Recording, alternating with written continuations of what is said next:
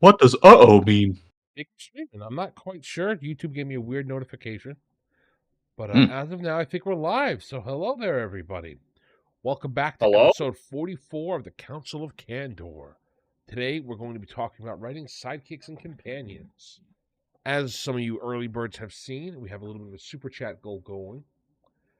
This is to help out our young blood Blackaroonie, our 13th favorite podcast member. He's currently in a bit of a bind, and we're trying to fundraise enough money to give him a plane ticket. He's homeless, and the hole is not good enough to sell. So, Wow. Wait. But with that, any donations? Yeah, I hope for it. It's okay. But yeah. So we will be making sure that 100% of the donations tonight will go to him. I will be covering as part of my donations the YouTube fees, and I'll be prepaying him till immediately so we get him a plane ticket. But yeah, so thank you for that chat, and thank you for anybody who does end up donating and helping out. And yeah, with that, I think we should start to get started about tonight's discussion. Okay. So just to introduce the topic, I think we're going to be going over side characters. We've got a lot of good ones that we want to talk about. We'll try to think of some poorly written ones just to give you that juxtaposition to see what's good and bad about them. And obviously, we're going to see how they function in the narrative and things like that. yeah, we're kind of chatting about how sidekicks fit in, and what exactly is a sidekick anyway, and all that good stuff. Wait, but who are you? I don't know who you are. The host has not told me who you are yet. Before we do that, though, first up, Sweaty Cheesy starts us off strong with a $10. He better really kiss a boy. Don't worry. Now that he's not here, I can reveal Rooney's not only going to kiss a boy, but he's going to kiss Dez, who he's moving in with. Wow, very nice. Yeah, very neither nice. of them know this Dez yet, is but boy. they will both be doing this if we hit the super chat goal. We're now 10% of the way there, everybody. Keep it up. Very nice. Wait, so did you ask me to introduce myself and I just missed it entirely? I was reading. Yes, I think that you did. Yes. Oh yeah, I was reading Zhug's messages in the server about something that I'm not supposed to talk about on stream. Apparently, yeah, the one thing that Rooney said not to talk about, you already brought up. So congratulations.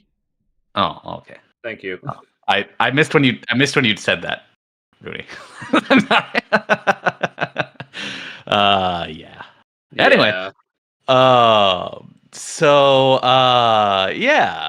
Pag. I'm a writer, a sharer, a divulger of secrets that are not meant to be divulged. But, in my defense, I wasn't paying attention when he told me to not tell people that. So I'm can't not sure really if you were in the call when he said not to tell you that.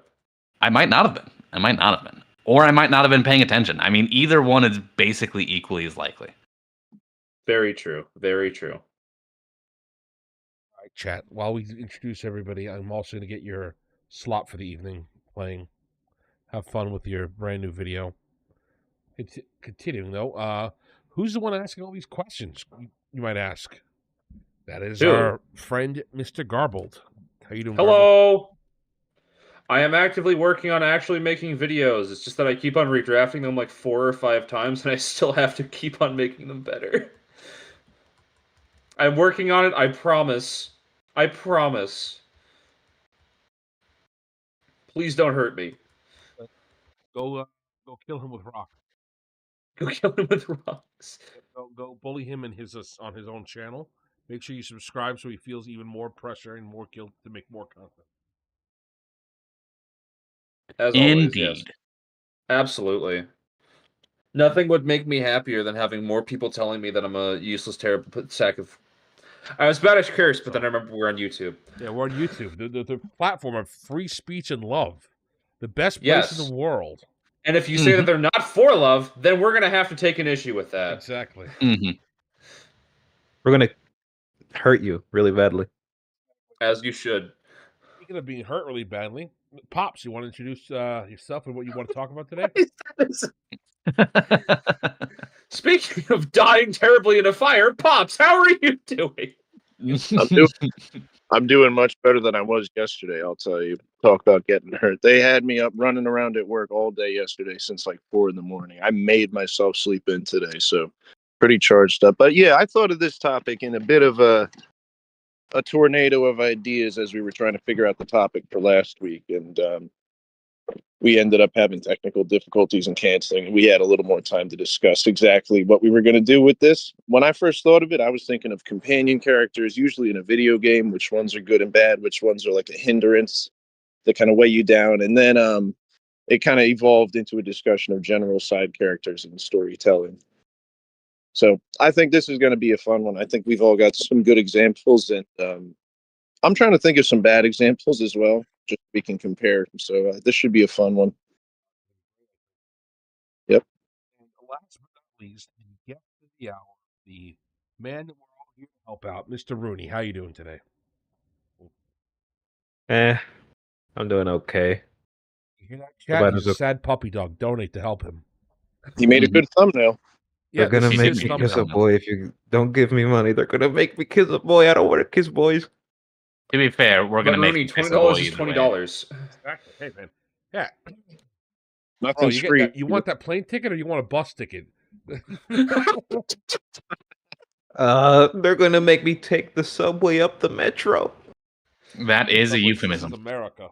What do you think? We live in New York City? Oh boy. So Rooney, What? you want to kick us off? You have any examples of characters that you really like? Characters that I really like, yes. Yes, I do. I do, in fact. For one, Oliver Grayson. Very topical, very trendy right now, because everybody's talking about... Huh? No title card? Okay, Invincible. Everybody's been talking about... Why would we have a title card? No, like Well, seriously, I guess I why was would we hoping. have a title card? Just imagine the title card in your brain. Okay. Yeah, just imagine it. Just imagine it. You use your imagination. Pretend a title card just popped up. The ba ba ba ba ba ba ba. Oliver. No, I have not. I have not read the comics to the full, completely. At least I read up until where the show was adapted. But yeah, all I know about Oliver, everything I do know about Oliver is from the show. And honestly, what they did with him in the show, spectacular. So All right. he has unique Thraxan biology that lets him remember everything, which means that he remembers Omni-Man being a really good father, which contrasts really well with with Mark. Rooney, Who what? slow down, dude. First, we have to incorporate this. We have to define what makes him a side character and like a good one. Like we kind of have to incorporate, figure out exactly what the definition is I'm getting there.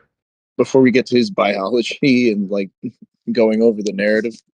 I'm getting there. I Mhm. swear. So his Thraxan biology contrast helps him. It's pretty much a character point that Oliver has that gives him a unique advantage over Invincible when it comes to learning things. But also, Funny, but you're 14 steps deep. Most of us don't even know what Invincible is. So, for those of you who don't know, Invincible is a TV show based on superheroes that Amazon's been putting out. That's based on a comic series of the same name. This character here, Oliver, that I have on screen now, is the sidekick character that Rooney wants to talk about.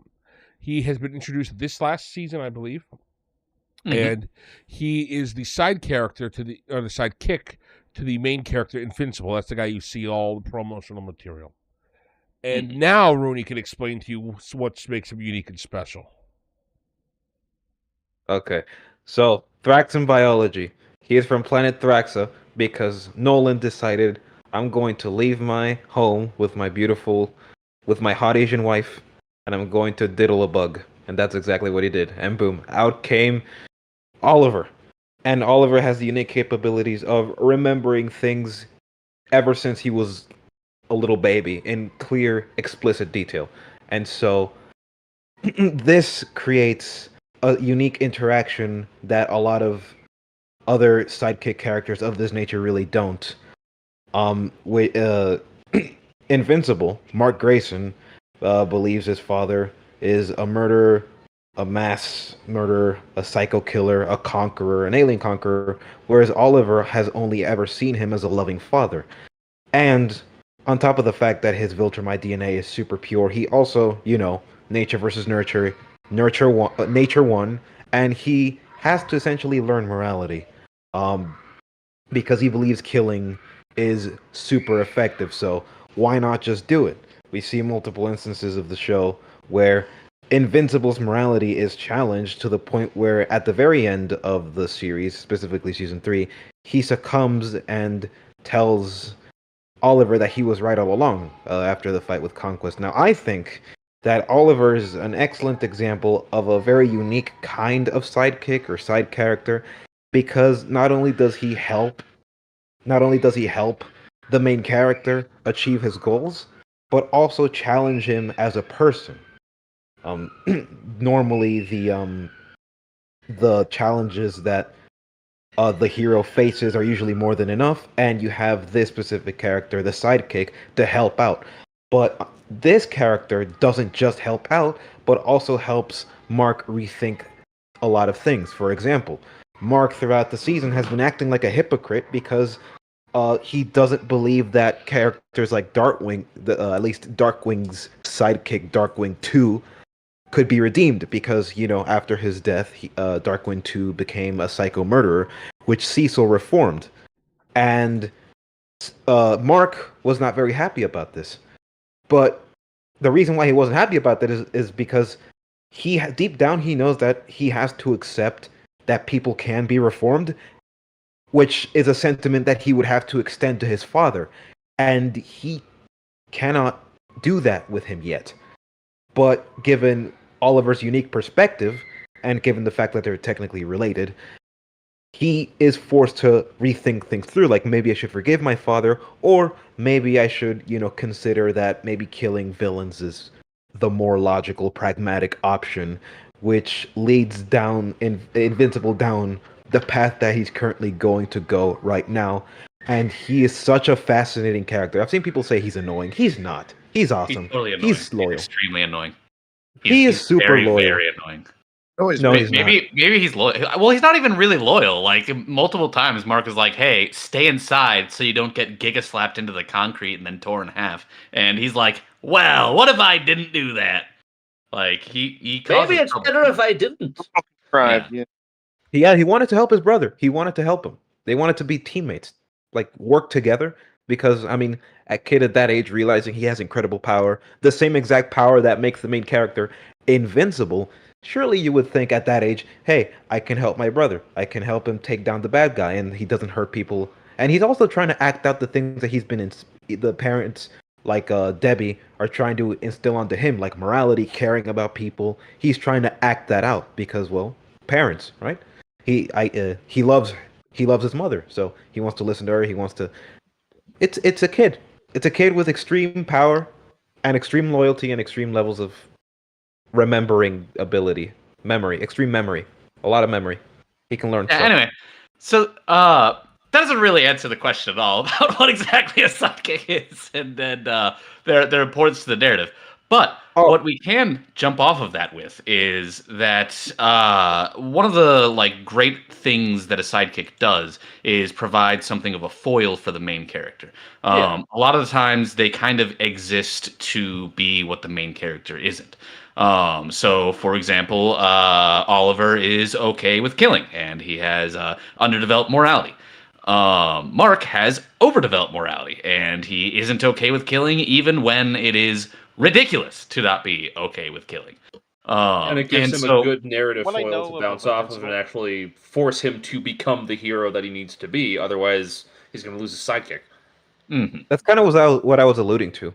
I just didn't, but that's what I was alluding to. That really makes it important inside of Invincible, at least, is their two upbringings in their worlds. Like, Mark comes from Earth, which is usually peaceful. It's very, he lives in America, so he has a very peaceful life, no stress, nothing at all. His brother, his entire race was subjugated and controlled and almost killed by the Viltrumites. So his morality is also into that he's seen what force of power can do, and he's a first-hand experience of that force of power. By the way, welcome, Sug. I had to say, I don't remember you being in here. What the heck? Zug's I too snuck powerful in. to be stopped. He wanted to be on the show Yeah. today, and he's promised that he's going to donate personally $14,000 to Rooney. So of course, Yeah, I we had didn't to say let him that in. at all. I don't know what you're talking about. What do you mean you don't know what he's talking about? Excuse you. That was not part of the agreement. Hmm. You can't change the contract. You're not Darth Vader. Get out of here. I can't believe he's reneging now. Wow. No, it's okay. Poor Wow. Rooney was just going to die alone and cold. It's all right. Mm-hmm. Wow. He made one good Wow. female and he peaked in life. Unfortunately. Mm-hmm. Many such cases. Many such cases. But yeah. So yeah, other than being like a foil for the main character, I mean, what else is a sidekick to do? What does a person put a sidekick into their narrative for in the first place? Other than, it's a superhero story, so they need a sidekick. Not just to be a foil, but I would say also to be like a barometer and moral compass for the hero to go off against, and also someone who could be supportive when no one else can be supportive to him, either be by physical, it is as social, well. or mental. From what I'm hearing about Invincible, it sounds like he almost like facilitates character development for Mark, and what he does, it's unique also. Well, it's unique to an extent, but I like it is that he almost provides like a mirror into his younger self, Mark's younger self, and almost what he could have become just if his circumstances were different.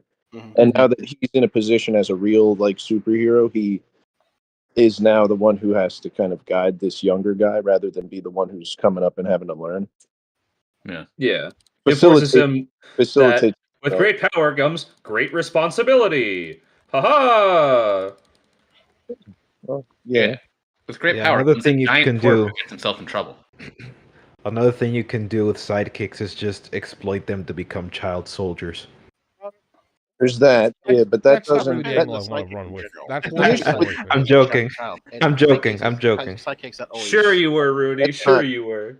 That's Yeah, not so a- something that is important with sidekicks generally, in which the reason we let Rooney start with Oliver is because he's a good example of it. Sidekicks are usually either children or characters with a lesser developed morality or more simple morality system that they're going to learn from the main character over time.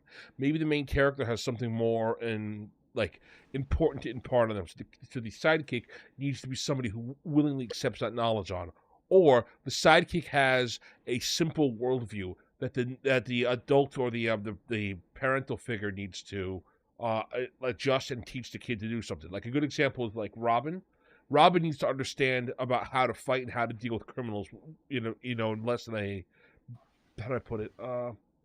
In an effective manner. So that's what Batman is teaching him, if you will. That's a very simple, easy thing to understand with sidekicks. They also are usually things for the main character to bounce off of and are complementary to the main character.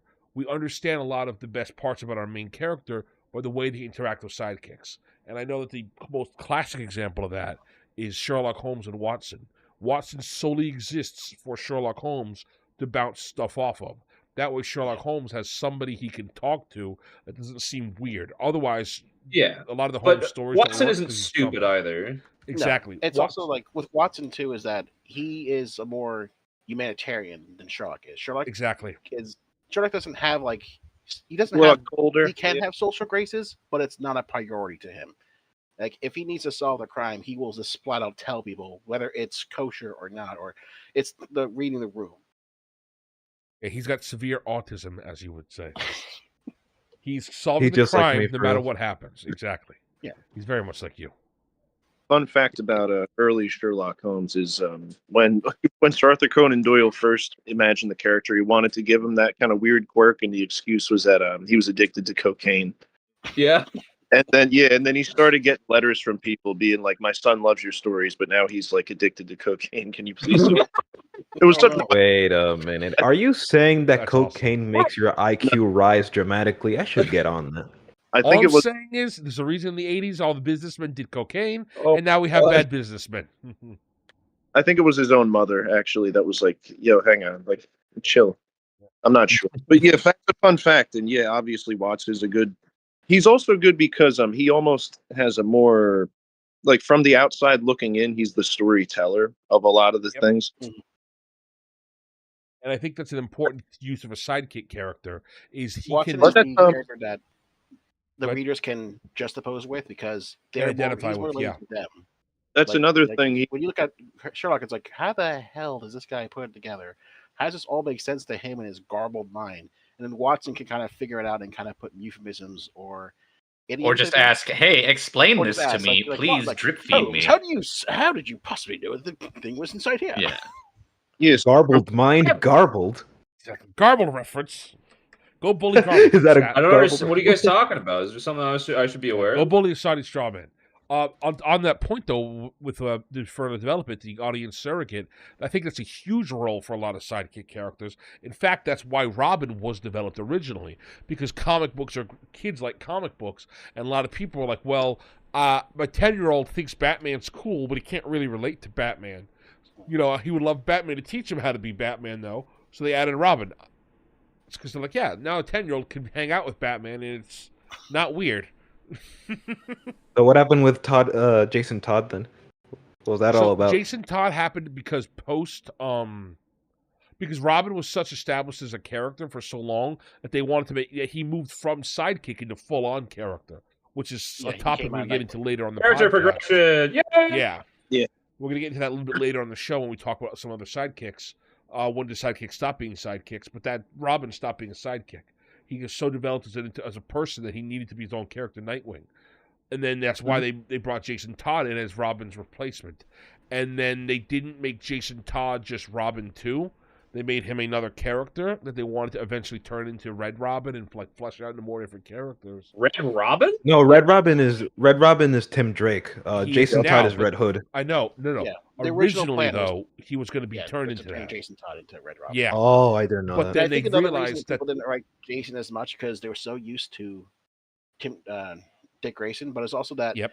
Jason Todd was a lot darker in his backstory. He didn't come from a really good family. Yeah, he was, and he was they originally struggled with an writing orphan that. on the streets, and people just thought that was too of a downer and stuff like that. And Yeah. people kind of blamed that for Batman's turn to more edgy and like group brooding. Yeah, and a Oh, lot. wow, And then, yet another member of his family who was murdered and turned into cheese? This is really What getting cheese? me down. It's also funny that people actually voted for him to die. Yeah, yes, they did. Wait, sometimes that's what you need for a character to complete how they are as a character, is to let them die. You're not wrong. the other That issue was- that you ran into is he was replacing one of the best characters and most beloved ones, and Mhm. DC dropped the ball. They said, "Okay, we're taking Robin into Nightwing because Nightwing is going to be his own character," and they never published like any Nightwing stories. Yeah. So it's like no, wish they did that. dub people are going to be mad at this. You know, they're going to be like, "Oh, you Robin too." Why'd you stupid replace Robin? That's not and make him Yeah. his character, but not Yeah, make that character. I wish they did that with Rodimus Prime with Transformers because apparently nobody liked Rodimus Prime. So What was Nobody his liked Rodimus Prime because Hot Rod got Optimus killed in the first place. yeah, nobody. Precisely. It's all your fault, Hot Rod. Yeah, Rodimus Optimus is died because of you. the discussion we'll have with Rodimus is another issue, but it's the same concept of if you're going to remove my favorite character or a character I like and give me a surrogate version of him, this character better be better than them, and it's almost impossible for that to happen. Yeah. Unless, the of problem course, is your that when you storyline try is to about replace the that character, character failing to you just live can't up to make them those the same. standards. It also doesn't help if like your replacement character gets your former character killed. Oh It yeah. really doesn't help that. Mm. Like Yeah. it would have been something like say if that battle Megatron got the advantage on Optimus and critically wounded him, but then Hot Rod like maybe nicked Megatron with like a blow or something that gave Optimus a chance to secure victory. That could have been something else. Okay, Hot Rod risked his life to save Optimus, but Optimus still died in the process. Not Hot Rod wanted to join the fight, got held hostage, and he got Optimus killed. But that's Does anyone else have any idea about He's Transformers? talking, I have he's no talking about the idea. Transformers movie. Yeah, Yeah, the that was G1. the transition between season Yeah. 1 and 2 to the next season afterwards. Yep. They killed a lot of characters. Yeah, because of they wanted to sell more toys, and I think that it's Yeah. if you want, it's one of those things where if you want a simple way to understand a bad storytelling, like a bad version of a story, the first Transformers movie is really interesting for that reason, because so much it was kind of slapped together, and it's kind of like, well, we have a lot of music video ideas, so let's just make a couple music videos in there, and it's full of random music videos, and then it's full of nobody gives a stuff. It's in our movie. Yeah, and they're like, nobody cares about these characters. They're dumb toys anyway. My kid smashed one with a rock yesterday. Let's just kill them all and give them new ones. So that cynical corporate mentality of, we're getting you new toys. You're going to like them. Shut up, Timmy. Led to there's a lot of interesting choices in that, which basically scarred and changed the way that children's television is made completely. And that's why they're so hesitant to do anything in children's television now, because of the backlash from the Transformers movie in the 80s and the 90s. Well, that's because they killed so many people. Yeah. Including Optimus. They just wiped the entire cast of both good side and bad side. Let's wipe them off the slate. Yeah, literally everybody is dead. It's one of those things. Didn't Megatron die too? Yeah. I think Bumblebee was the only one who, from the heroes who survived. Oh yeah, we could talk about Bumblebee. Hot Rod survived. Yeah, well, Hot Rod was introduced late though. I don't think Hot Rod was one of the founders, But anyway, I real think question 5 is, on each side got just murked. did it work? Did they sell more toys? No, it actually backfired. Oh, wow. Yeah, because the kids love That's a bad idea then. People have attachment to things you show them that are well written. Who in knew? the TV show that followed afterwards, they saw that the ratings were down, so they brought back Optimus 2 more times. Yep. And the show never recovered, and the product line never recovered. Again, that's why it's considered this huge moment in marketing when they realized, oh man, people do actually attach identities and care about these toys. It was kind of the first time anybody realized, hang on a second, kids are stupid. They don't know these things are fake. They thought we just literally gunned down their favorite hero in the streets. Well, they kind of did. Yeah, well, they did, but it's one of those things where, again, from an adult perspective, it's a dumb flip toy. Who cares? But, kids didn't think of it like that. Oh my god, they just killed Optimus! They just killed Optimus Prime! No! I'll give the movie credit. The animation quality is really good considering the time. Yeah. Higher quality than you'd expect for it. But again, it's one of those things where, that's the importance of sidekick character. Because it wasn't just Optimus's death, even though that's the one that gets beamed on. It was all the side characters, all the sidekicks were killed off too. So all the little sub-stories and little ideas that you developed and ways you watch them interact was completely thrown aside. Oh, we got a super chat coming in from Not All Farious. He says, sup. All right, Rooney, you're much closer to having to make out with Dez. Yep, so close. Yep. All right, so just so all you who are joining us late, welcome. We're trying to hit enough money for Rooney to get him a plane ticket out of his current situation. If we manage to hit the super chat goal at the top here, then Rooney's going to have to make out with a boy, kiss a boy, and since he's going to go visit him, the boy he's going to kiss is going to be Dez. It's going to be fantastic. And I am covering the YouTube cut of the money, so Rooney will be getting 100% of the proceeds for tonight to get him a ticket. And that is, so keep on donating. You're going to have to pucker up there, bud. Exactly. And make sure you liking it, the stream, share to people so we can help get Rooney out of his terrible situation. Get him some good old help. Mr. Gomez, sometimes things are sometimes the better of one, it just feeds into the other. Bold and stupid. Yes. I also want to say something else about the Transformers movie. It is remembered because of that. That is something else to consider. None of the other movies from the time are really talked about.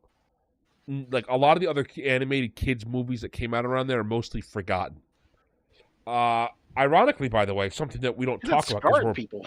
Well, yeah, we don't talk about it because we're boy culture. But the My Little Pony line basically did the same thing at the same time. They killed all of their ponies? All the ponies, yeah, they had Apocalypse for the ponies situation. Are you for real? I'm dead serious. Apocalypse? The My Little Pony, the first series ends basically with the whole world being destroyed. And I want to answer Al Ferris's question. So I can't set a number. YouTube says if you set a financial number, then it's going to discourage the audience from donating. So they said instead of giving you the option of setting a number, we're just telling you have to set an amount of super chats. And 10 was the lowest amount that it would let me set it to. Because I set it to 5, and it said 5 is a number that's going to be so low that people will hit the goal far too quickly, and you won't have anything count. So okay, YouTube. Okay, Daddy, YouTube. Just tell me what you want me to do. I'm just trying to raise money for my friend's plane ticket. Hey, they don't know that. They're AI.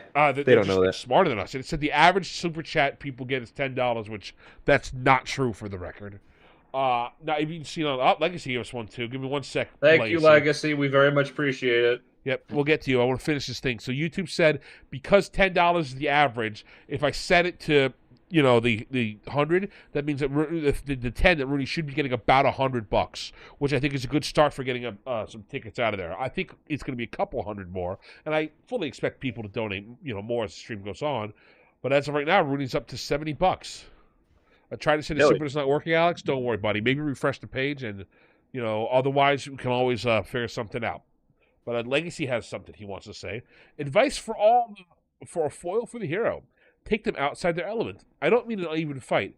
For instance, I want Sierra to take up being a detective despite being a naive alien who can't read. So for those of you who don't know, Legacy, which you can go back and watch, I think it's episode 34 of the show, where we actually interview Legacy and talk about his Awesome Alliance project. It's one of my favorite episodes of the podcast. I think it was before that. Maybe it is. I think it was around 21. Maybe it was around 20. Gosh, it's been a while.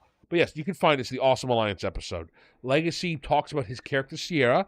She's the extraterrestrial. She's an alien who crashes on Earth, who's a bit naive, and she's got ice powers and she wants to help out. And as he's saying here, a good foil for a hero, put them in an unfamiliar situation. So having a kind of nice, naive alien try to navigate through the harsh world of detective work is a fantastic foil for her. I think it's a really good storytelling device you're using there, Legacy. And to answer your question, Oliver, yes, YouTube does want 33% from it, and I'm going to be covering that 33% of all donations, so Rooney gets 100% of what's displayed here. That'll be my contribution to helping him out. So every time you donate, chat, you're costing me money, so yippee. If you ever wanted to ruin somebody financially, donate now. If you want me to feel the ever-loving heart of suffering, Exactly. Continue to donate. So really, donating is it's basically free for you. Because you get to help Rooney get into a new place. He has to go kiss a boy, and you get to ruin me financially. It's a triple win. Go for it. Ruin me financially. But yeah. Yeah, those are Is that even possible? Is it possible? Oh yeah. If we raise over $1,000, which I don't think it's going to happen, I'll say, but it could because people are great out here. Then I'd have to pay about $350 in YouTube fees. Because they take about 33% of your cash. So, yeah, I would have to pay. That would go out of my pocket because I'm giving Rooney the straight-up money. Whatever I raise tonight, I'm going to be sending it to him somehow, or I'll be buying a ticket for him off my own card and then sending him the cash, the remaining cash elsewhere. But that way we can help get him to a better spot. And that way he can stream again. Truck stop in Louisiana. Exactly. No, we're going to send him to Pennsylvania. He's going to experience the glory of Trenton. Oh, boy. Pennsylvania? I think Trenton it's actually not Jersey. boy. It's Jersey, but it's close enough to Trenton, Pennsylvania. the other side of the Delaware. Yeah. The other side of Delaware, man. Having That's been to right. Trenton, I am very glad I live in Florida. That's all I'm going to say. Anyway, so Before you go, kid. maybe to get back to the topic. Of course. A little will bit we ever do earlier, that? we were talking about Robin and how they were kind of planning to make him into a full thing. So I think a question from that should be raised is like, what is the difference really between a sidekick and when do they become a main kick, and how does this interact with the third bit here, a main deuteragonist? Yes. Yeah. So right I would say a sidekick probably has to have less character development and growth than the main character. Otherwise, they're a Yes. companion. So I do want to interrupt Companion real would quick, be Sue. more like someone who's at the same level as the main character. So they're, I think it's dual protagonists or whatever. So before we like fully this, dive so into the topic, Deuteragonist is what it's called. yeah. So before we fully dive, Chad has a few questions I want to answer. So the boy he's going to have to kiss will be Dez, not Alfarius. And the reason we can't start a GoFundMe, Alex, is because due to the current situation, a GoFundMe won't be quick enough. And that's why I'm fundraising what I can here to help him out. That way we can get as much cash going now. He probably should start one eventually to help with some of the other bills. Also, I can't... if I could get Rooney to kiss Gaylor, I would donate $100 to that stream. That would be... I would... pay for that if possible. Unfortunately, he lives all the way out in France, and I refuse to, no matter how bad Rooney's situation is, send him to France. That would be too I would cruel. rather stay where I am than Yeah. go to France. I'd rather Rooney be homeless in San Francisco than go to France. I mean, he'd be probably better off He'd be in, surrounded by Afghanistan, all too. the free AIDS needles and poop around, and it'd still be better than France because at least he's not. Oh, losing money. needles! I I mean, love Rudy's needles. got a great card to work with if he becomes homeless in California. Yeah, Hey, honestly. Father, there's this priest there that lives there, so maybe I'll just bunk with him. If I ever end up in California, homeless in California. Don't go to California if you can help Yeah, it. there's got to be. No, he can go to California. Just don't go to San Francisco. That's the thing. As far as places to be homeless go, though, like California's a pretty good one. Like, let's be honest. They That'd be treat their beautiful. home. All right, so chat, I'm gonna let you know right now. Chat just crashed on my end. I don't know why, so I will reload it as fast as I can. Just you're gonna have to be fortunate with a blank screen for a little bit. Well, blank screen, except A for black screen, one might say. Oh my god, this is my stream now. But don't worry, So anyway, I still have chat in another panel over here, so we can still see any big questions. But yeah, so let's talk about the differences between sidekicks and deuteragonists and all that happy stuff. yeah. So I think someone said that like it's in the character development. Yeah. But I'm not really sure I agree with that. Like I would say it's probably more like the time it takes to get to that development, like how much of the I would say, story is with devoted to that. companions, the character development is more focused between the two of them. Like it's split, like at least somewhat more evenly. With main characters and sidekicks get character development, but it's not the focus. It's not why. Yeah, you're there. a sidekick is more like supposed to play a role and be less. They're going to change. Their role is to be the course of the main story. character's character Yeah. growth. Yeah, they're a catalyst for the main character. Mm-hmm.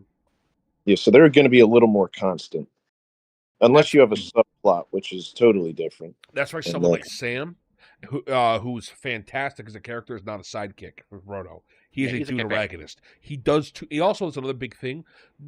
What separates him from being a sidekick from a main character or deuteragonist is a deuteragonist is still a protagonist, and protagonists protag. They move the plot forward. They advance the situation. Protag. Well, I was that's gonna what it is. You know, that's, Yeah. that's the big. Saying joke you're in it. wrong is just very funny to say as a sentence of like, oh yeah, they go in protag. Well, that's the joke in writing. It's why you remember that your protagonist should protag. That's a big thing that Brandon Sanderson says. That even people like who took classes with Tolkien said he would say your protagonist should protag or advance the plot. They should move forward. That's a big thing. And you think that's an obvious situation, but multiple times do protagonists do absolutely nothing, and it makes your story feel off. But that's a separate issue.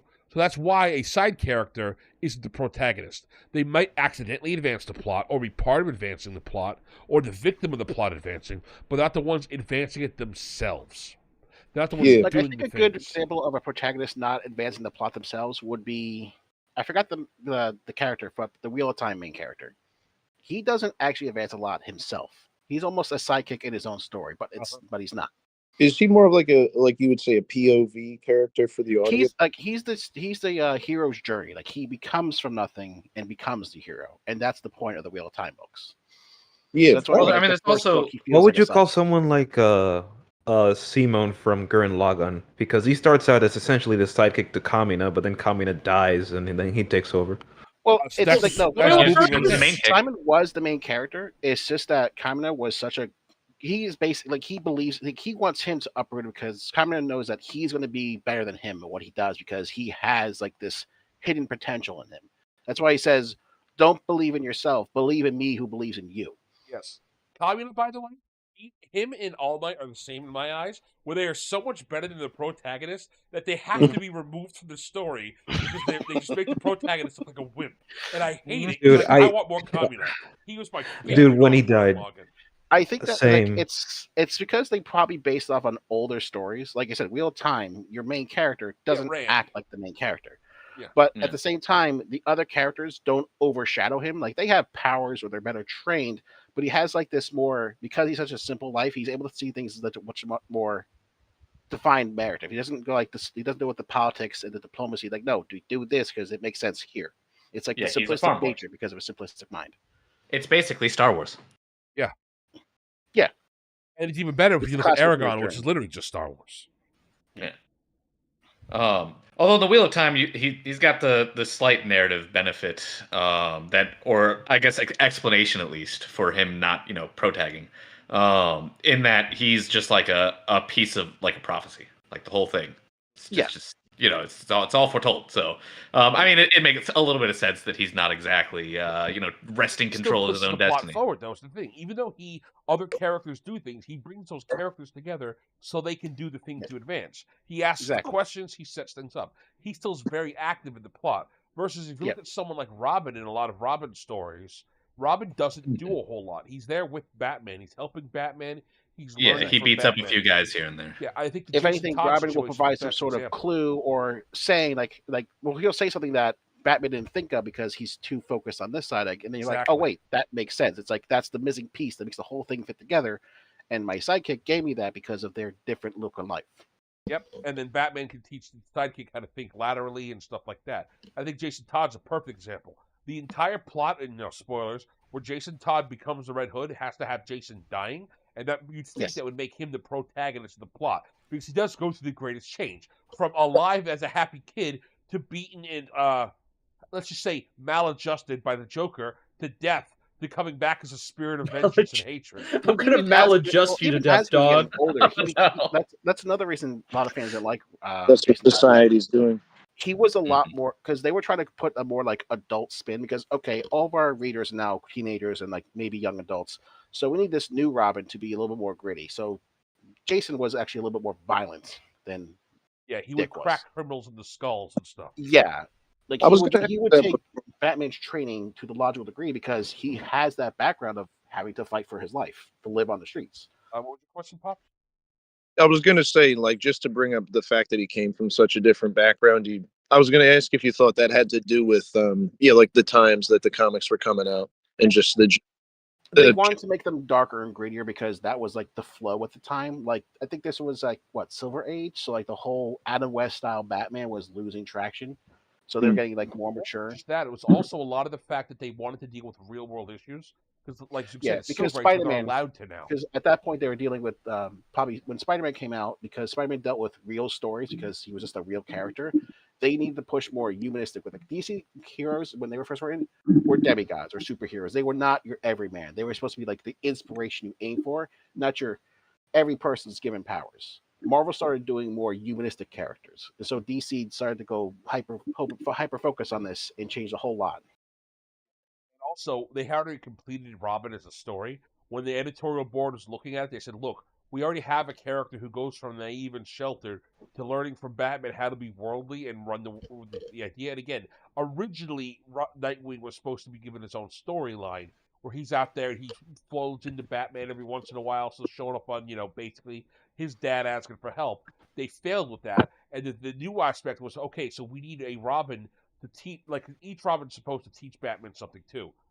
Jason Todd was supposed to be the more extreme version. So Batman, instead of having to teach a kid how to beat somebody half to death, has to teach a kid how to not do that. He has to calm Jason Todd because remember, Batman is stoic, and even though Batman is able to do incredible violence, he still he reserves himself. Yeah, he doesn't want to kill. Yeah, he doesn't do it for its own sake. He does it for a purpose. Yeah, he doesn't do it. Well, no, it's not that Jason Todd wasn't doing it for a purpose. It's just that instead of it going towards more benevolent means of I'm going to beat this guy up for the sake of society, he was doing it more just because he's angry and he wants to punch things. Yeah, instead of saying I have to fight criminals because otherwise they won't stop, Jason Todd said, "But I want to fight criminals. I want to." Jason was more of a end justifies the means sort of thing. So what if I broke his collarbone or put him in a cast he's not going to hurt anyone now.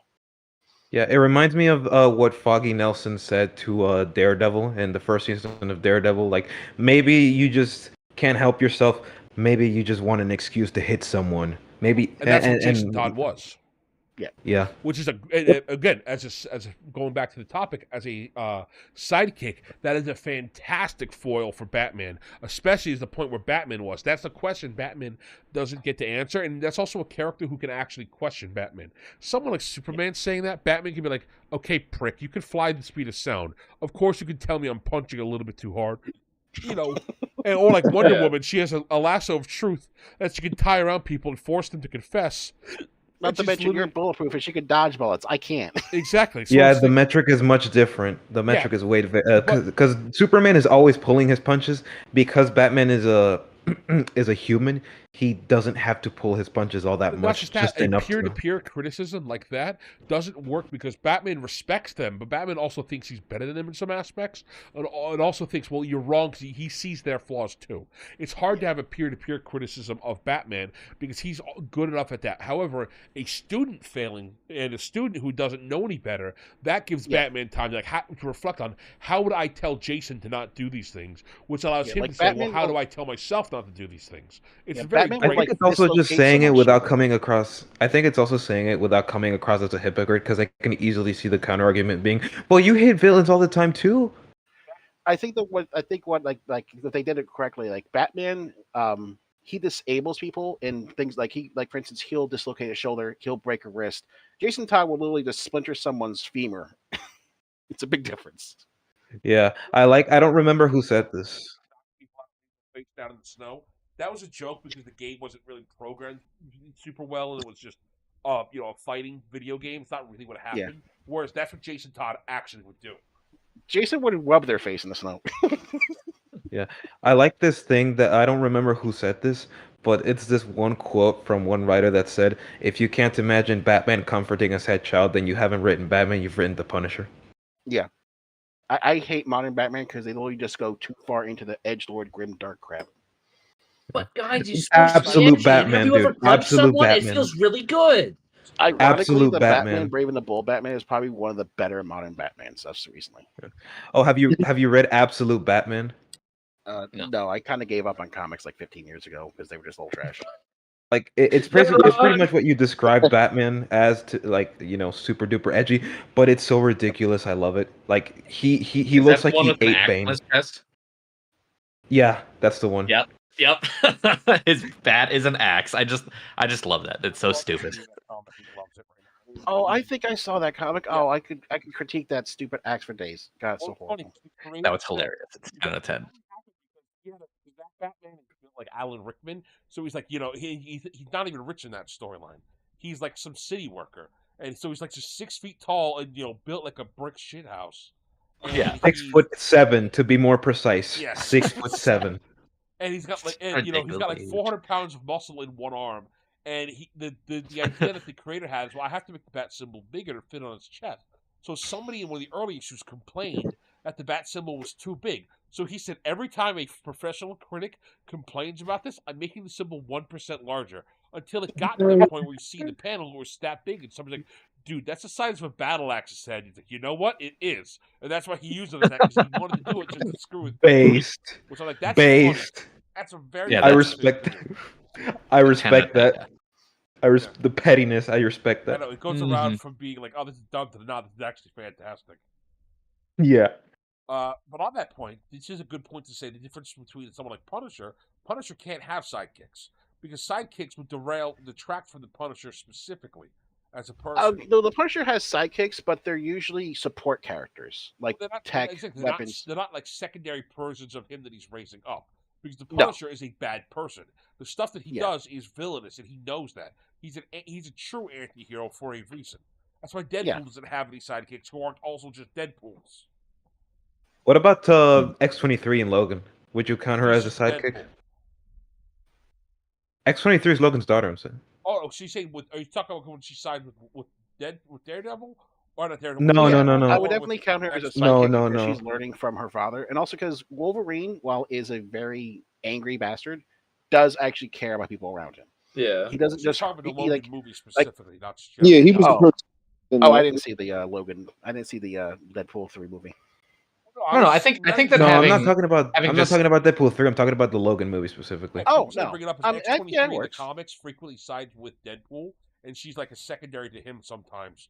And that's just the thing they do in the comics because that just happens a lot. That's what I thought you were talking about, not the fact that you're talking about the Logan movie. In the Logan movie, she starts out as a sidekick, but she becomes the deuteragonist towards the end. Mm-hmm. Yeah, I don't know. I think just having like a little version of yourself, I think that is a sidekick. I think that counts. If you have little Deadpools, then I think that counts. I don't think I've ever seen Punisher have a little Punisher. I haven't read all that many comics. I've read a couple of runs, but I don't think I've ever seen Punisher with just like another little Punisher. He adventures with Spider-Man sometimes. There's a few of those. Punisher's sidekicks are basically kind of like Static, the TV show.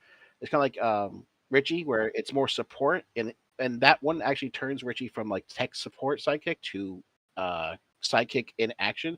But most of Punisher's sidekicks are just tech guys, equipments, repair guys. Yeah, and he meets him kinda for like go, 2 seconds.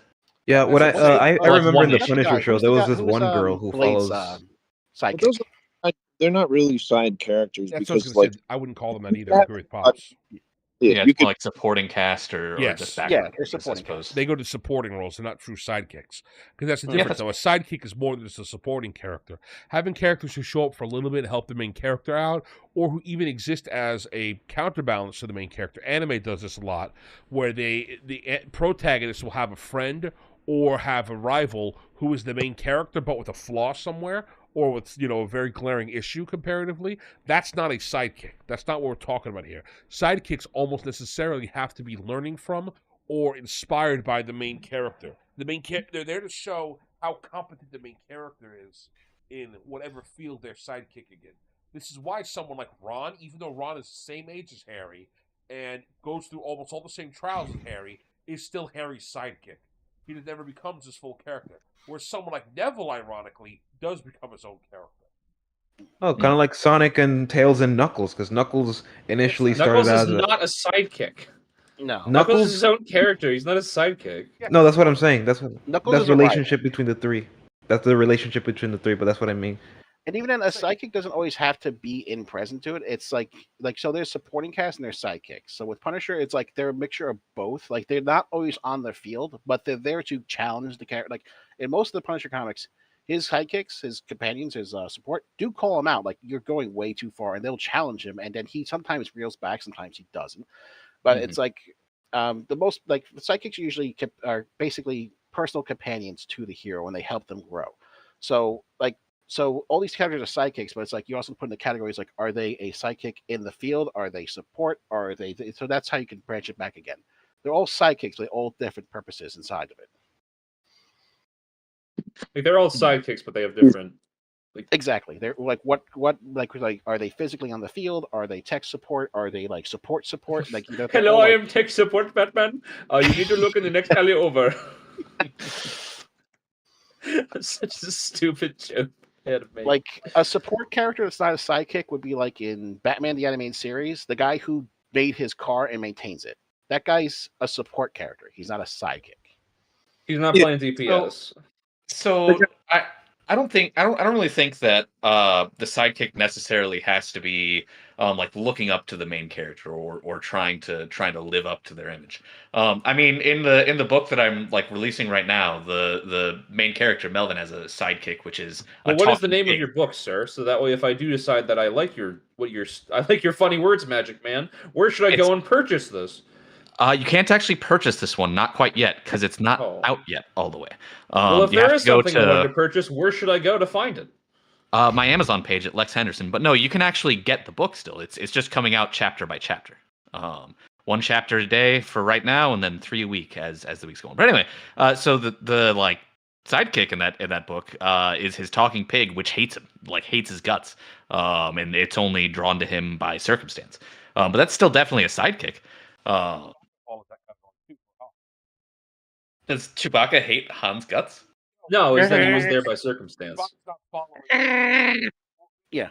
What did you make that sound? Not a mini version of Han either. He's another character who's got his own thing, but he's always paired with Han. C-3PO and R2 the same thing.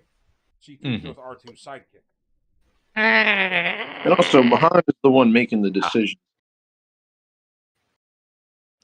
Your story there, I'm pretty sure the pig's not making a lot of choices. That more, Melvin, the main character, is the one making the choices. Well, I think the reason Chewbacca's not making choices is because the guy can't speak. He just roar. Still making You can't really care to grow. Why do you keep making that sound? I will mute you. It's Chewbacca. It's Chewbacca. Yeah, we get it. Yes, you don't have to do that sound. Chat, remember, if you don't even $30, you have to get the voice. So, there's $30 sounds.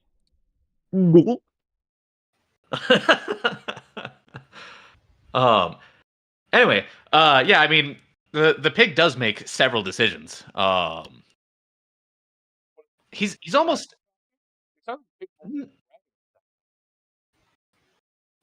I would say almost. He does have his own motivations and character arc, but he's definitely secondary to Melvin, the main character. I mean, he's a talking pig. Well, Han's not Luke's sidekick, but Han's definitely secondary to Luke still. Yeah, he's more of a companion. Han's a dude dragonist, for sure. I guess that's fair. So I had never thought of the character that way, but maybe he is a deuteragonist. Maybe the talking pig, because he does have a lot going on. sidekicks is they almost exist only to benefit the main character, or like fulfill an aspect that the main character needs to show off. You know, they don't always have to be some grandiose thing. Like that's why like Ron is just a little bit stupider than Harry, because that way Harry can explain things to Ron. Very much. Are we Sherlock talking about Holmes' book Ron. Ron or movie Ron? Because they're two different Rons completely. They are, but like even book Ron's an idiot. Book Ron is just Yeah. Like, if Harry's a B student, book Ron's a C student. He's just dumb enough that Harry can. He's a explain C things plus, to. and also Yeah. it's like Ron doesn't care about certain subjects, so he literally just doesn't do it. You know, Exactly. like if Ron cares about a subject, he'll put his all into it. If he doesn't care, he's like, whatever, I want to go sleep. Yeah, that's why he's beneficial, because the things that Harry lacks, Ron excels in the books.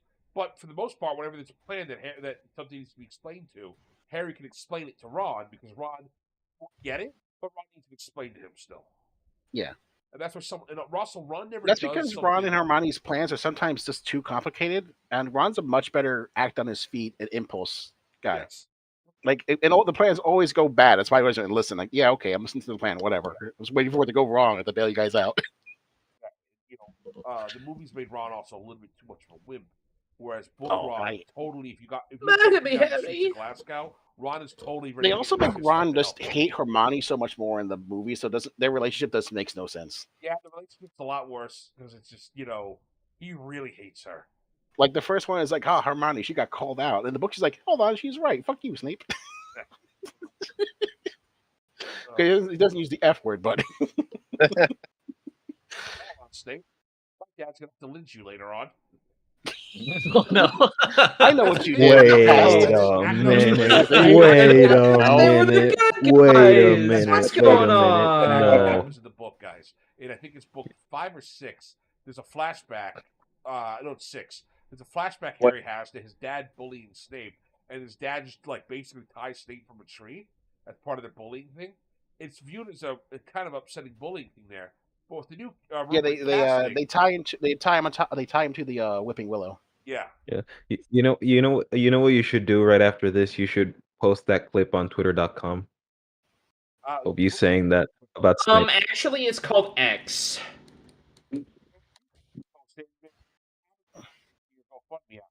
Go for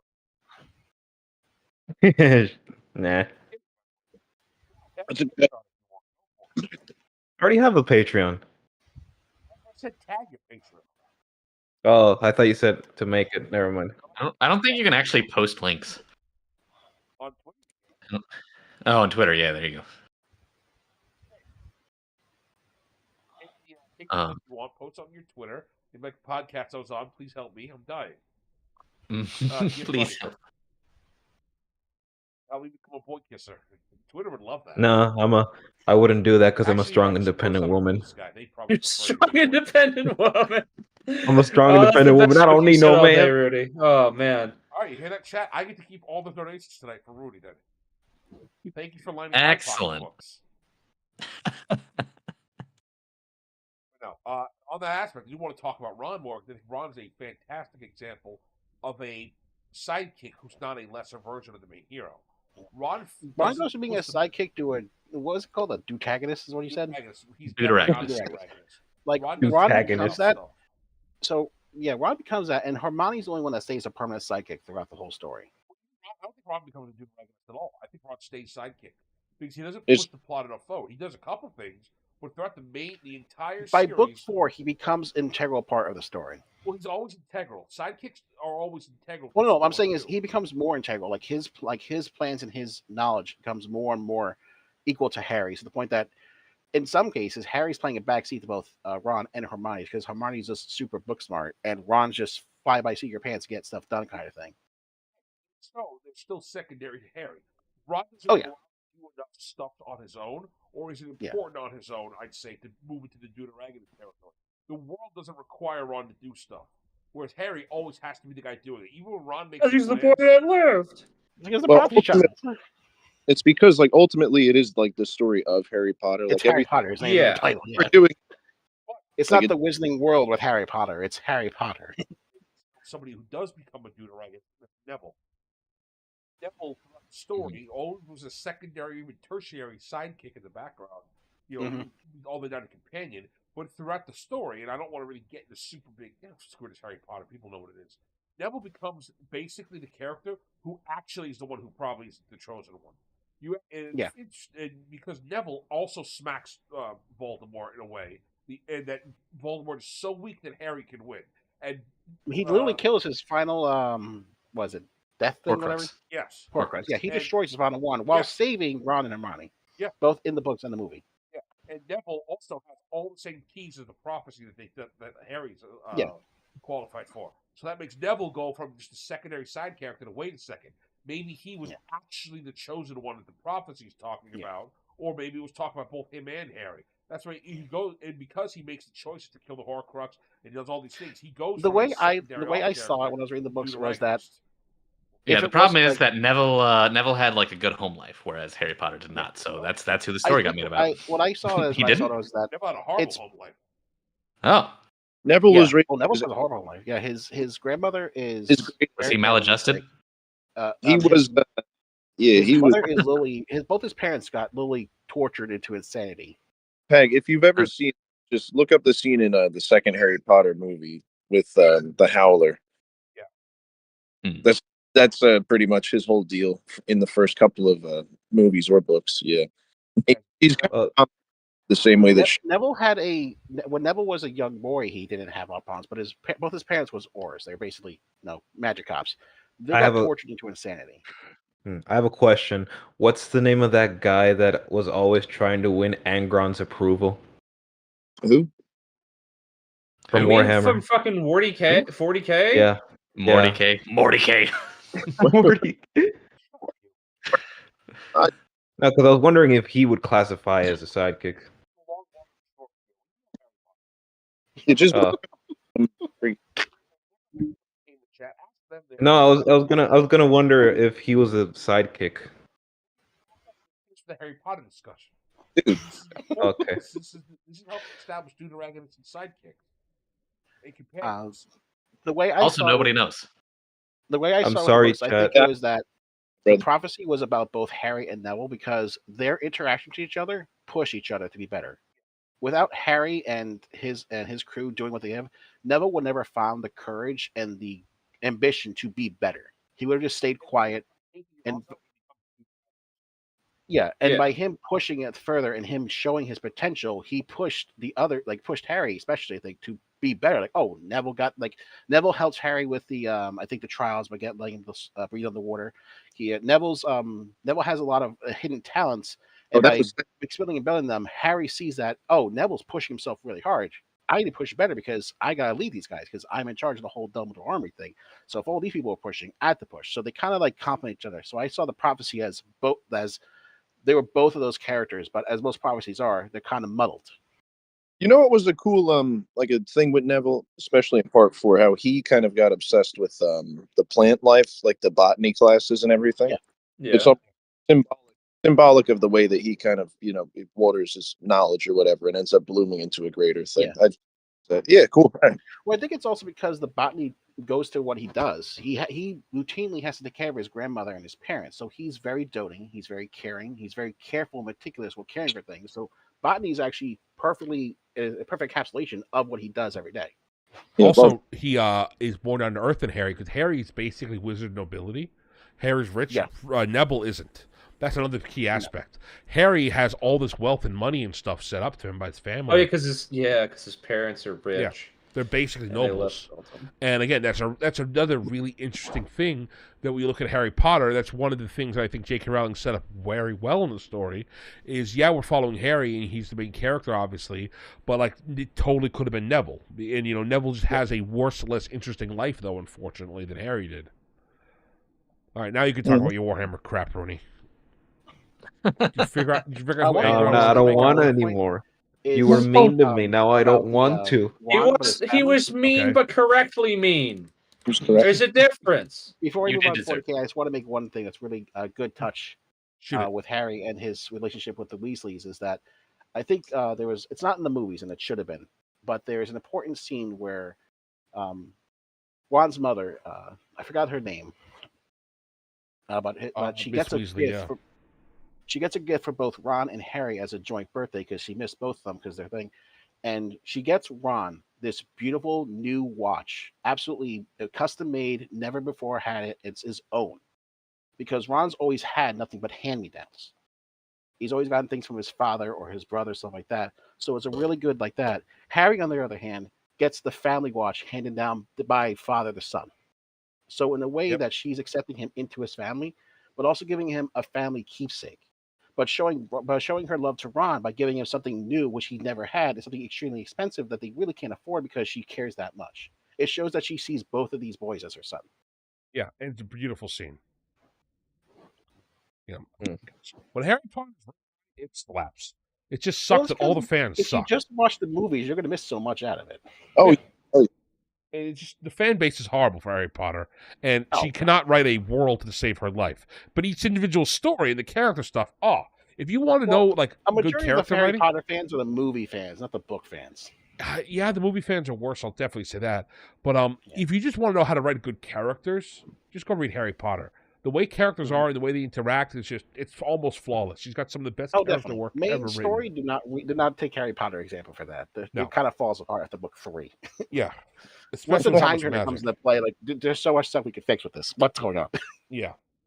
There's so many plot problems with magic in that story. But if you read each story as its own individual story, it's self-contained. It never breaks its own self-contained stuff really badly. It's just when you can say, like, wait a second, didn't we have this last book? Shut up. We don't remember that we had that. Remember what? It was your last book? I thought that was That's the first alternate book reality. Exactly. That's the Wizarding World 1.5. This is Wizarding World 1.7. Exactly. So go into chat real quick to answer a couple questions. I want to see here. It only makes sense considering they didn't want to do the whole lead guy with the guts girl cliche. Yeah, I don't think that's why Harry didn't get Hermione. I think that Hermione was always destined for Ron. I think that Hermione was always meant to be friends with Harry, but I think it's important that she did. And also, our sidekick's always integral. Should we mention Short Round? So Short Round is actually integral. He's just integral in a different way. The sidekick doesn't have to do things for the plot, but even Short Round does do stuff for the plot. But the another important thing that they do is they reveal an aspect of the main character. That's one of the important things of a sidekick. That's what sets them apart from really a companion or somebody who's like just somebody who helps them out. You know, we're not going to say the guy who sells guns to John Wick is a sidekick. It show Indy's more humanity because we kind of don't see that in the first movie. Like he cares, but he doesn't like put above it. When he's like fully under the mind control, but he's about to hurt Short Round, that's what snaps him out of it. Like, no, I should not be hurting this kid, not just because he's a kid, but because he's my friend. Yeah. And Short Round does help a lot. He's actually he's very resourceful. He's obviously been trained by Indy, a lot of things like that. But I think it's also that he's the humanity part of Indy to keep him grounded, to keep him, don't be just a tough guy. I got to get this stuff done, kind of thing. Yeah. Meanwhile, whatever the woman's name, Willie was it? I don't know. She's just there to be annoying. She's there to scream and look good in a bikini. Scream, look good, and get some nice gross things out. She's reaching into like the hole with all the bugs in it. Oh yeah, no, I hated that scene as a kid. That's a great. Those Halloween things, like reaching the worms, always. Exactly. I hated those. Yeah. But yeah, with that, I think that's a good talking about those. Any other characters that we probably want to bring up, or any other? I like the Tales from Sonic, just because it's Tales from Sonic. Sure. Like, I know that we touched on him. He was a good. Thing. It makes no sense, and it makes more sense in the movies because again, the movie relationship between Ron and Hermione is really just bad. They skip over a lot of things, but in the books, Ron, even from the get-go, defends Hermione. He becomes more friends with Hermione before Harry does. Yeah, I agree with that. That's another thing chat brought up. I'm glad you clarified, dude. But if we want to talk about Tails and Sonic, I think it's a good time to jump into them. Oh yeah. As the certified Sonic expert here, I'm just gonna say that Oh, really? Tails used You to are be not good. the Sonic expert. You sit down. That's my There's no big job. Gummo in here. We That's need my Gummo. job. He's a You're certified supposed Gummo. to have No. chubbies. I No, gotta talk about no, Pokemon. Cooking. no. Have you read the Sonic comics? Which ones? There's a lot of them, dude. I hate Yeah, you there's both. Exactly. Archie Comics, don't- IDW Comics. They've had some crossovers with Mega Man. They recently just had the one with DC. I Have don't you like. read I any think of those Sonic is a already? topic of conversation. I read like 1 or 2 issues from both Archie and IDW. I don't like either of them. They didn't, particularly jump out at me. Yes, I'm a Sonic expert, and there's a specific story in mind that I wanted to talk about where you can. The lore of Archie Comics is wild, to say the least. You might as well call it Chaos Incarnate. 'Cause that's Sonic what it is. becomes God. No, he doesn't actually do... Oh, wait, no, he does do... Crossovers, he becomes God. But Sonic the no, Hedgehog Don't becomes Sonic and Tails become God at some God. point? kind of, it's complicated. I The don't main know if reason Knuckles why I wanted becomes to bring God. them Depends up on is which, that Sanders one you're reading. there is a story that puts the sidekick of Tails and the hero of Sonic directly in opposition to one another, and I'm not sure how much we covered that before. Now, obviously, they can be narrative foils, and that's a very good idea. Of, well, we have to... It's not just that you say your principles, you have to put them into practice. That's why you have a sidekick who you have to impart these lessons on and have them understand the importance of that lesson. In Archie Sonic comics, they have a monarchy, which feels weird to say. It's like, oh yeah, the little bit of set dressing. There's a monarchy. Tails' dad, can't believe I have to say this, was lost in space ever since he was born, and that's been like 13 years. So he has familial not attachment issues, but he's very much trying to get back a relationship with his father, and he doesn't always have that because he was absent not from his own volition. And he comes back from space at one point, which is great. But in the absence, Sonic sort of had to become like his pseudo father figure because he's the hero and he's trying to teach Tails how to do everything that you're supposed to do in order to be a good, valued member of society and also be a hero in his groups. So there's a bit of a clash there because you have his biological dad, who is not necessarily revolutionary, but he's very unsatisfied with how the kingdom is currently run. And that's the plot of this story, is that the current king is very clearly not well. As in, he spent time in a different dimension, he got sick or something. He's not good in the head. So he's making a lot of very balderdash decisions, and he's not always quite there. And one of the obvious questions is, okay, well, he's not exactly the best king, and we've had a lot of problems with him under our rule. What should we do going forward? And Tails' dad, who before he got zerped out into space was a military commander, is trying to take charge of the situation in order to better reform his entire country, really. I'm not sure if it's, well, country, kingdom, they're basically interchangeable here. And the main conflict comes in that Sonic doesn't have any problems with monarchy. This is Based. this is one of the sentences of all time. He's living a superhero in a world of regular people. Yeah. Well, he doesn't have a problem with the monarchy because if Sonic has a problem with somebody, you just kick their ass. yeah, exactly. But he is friends with Sally Acorn, who's a princess. Became evil. Like, okay, Sally, you got to go to prison for a second. Yeah, just hold on a second. I'll be right over. But he doesn't have problems with Sally, who he's had an off-again, on-again relationship, and he doesn't have any problems with Elias Acorn, who is the heir-to-be now that the current king is indisposed. And Tails wants to be able to stand with his family, and Sonic doesn't always recognize that, because he thinks of himself sort of as Tails' true family, quote-unquote, where there's like, well, I'm the one who raised him. He's the big brother because his parents weren't there. He had that help. Exactly. So this comes into conflict because, like, Sonic keeps on thinking that he's the only ever going to be the apex dog in Tails' hierarchy of who he cares about. It's not just that he's his big brother; he's his dad. Functionally, he's not actually his dad. When you think about it, Sonic doesn't have any family either because his uncle is always roboticized half the time. Or dead okay, so Archie Comics changed that. Well, He functionally a lot of grew things. up I without a think he family. He has his uncle who was turned into And a the robot. mother He that they also never has... found. Yeah. a brother and They sister and made a a mom's vow. queen. Yeah, I know. No, stop muddying the water. There's so much stupid there's so Sonic much- lore. In the yeah, there's so context much of Sonic Archie going Sonic, on. he had... Shut up, Rooney! Shut up! Shut... I'm trying to explain this here. So, we have... Sonic didn't really have much of a family growing up because they got roboticized, taken away because Robotnik's evil and whatever. And he's thinking that, well, Tails is just going to do the same thing as I do. He's just going to prioritize me and all of his needs.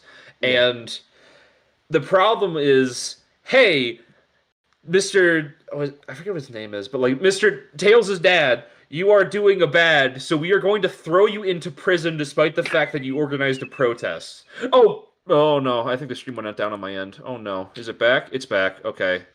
Sorry. But that's where the conflict comes in, is that they put him in jail, and Tails' mom and himself go to try and free him as a result of, I don't know, you don't want your dad being a political prisoner. That's kind of bad. And that's... Yeah, I know. This is Archie Sonic comics intended for kids. It's wild. Yeah, it's wild. wild.